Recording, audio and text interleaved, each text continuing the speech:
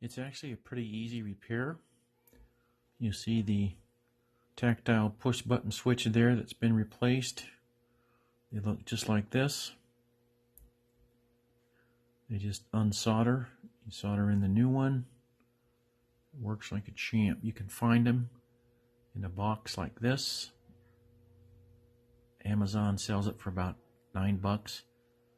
The one that you use is the 6 by 6 by 4.3 millimeter switch. Like I said, it's just a instantaneous on off. Usually that switch goes bad.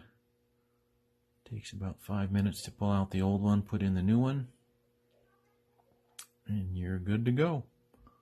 A quick fix for the LED flasher that you can get at